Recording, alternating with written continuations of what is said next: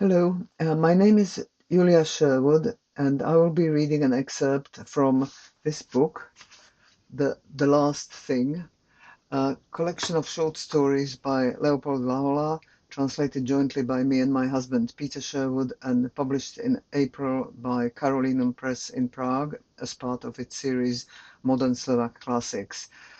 The book comprises nine harrowing and powerful short stories set before, during, and after World War II.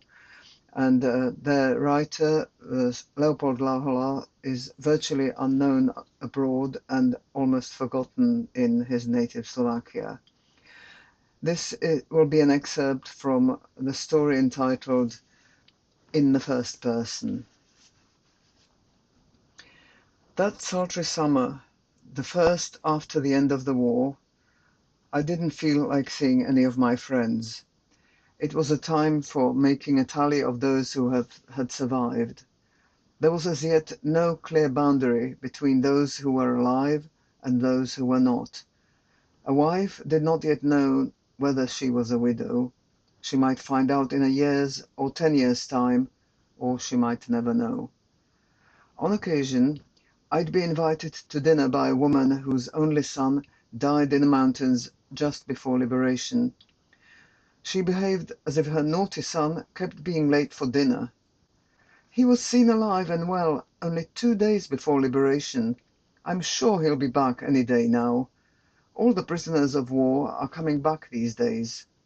This was how she spoke, her brain refusing to grasp that one could be killed as late as 2 days before liberation.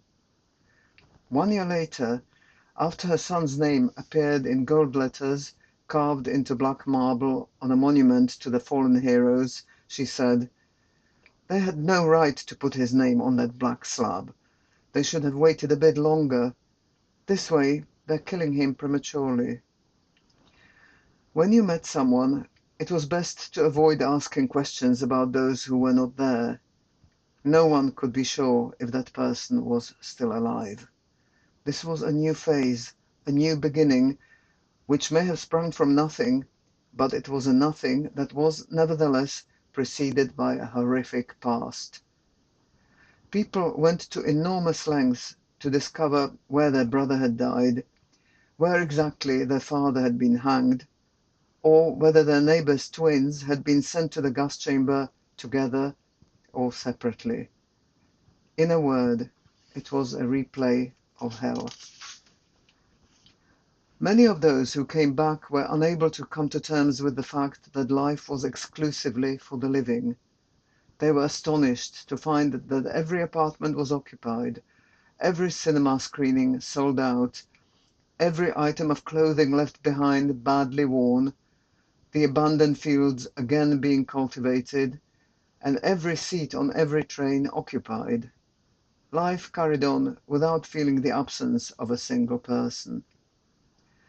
An acquaintance of mine, a young doctor, returned looking like a skeleton wrapped in transparent skin, having endured the death march as recently as May 1945. By early June, he had voluntarily returned to Theresienstadt just as a typhoid epidemic was raging there. He said, "You can't rejoice all on your own. It was awful to find no one waiting for me on my return."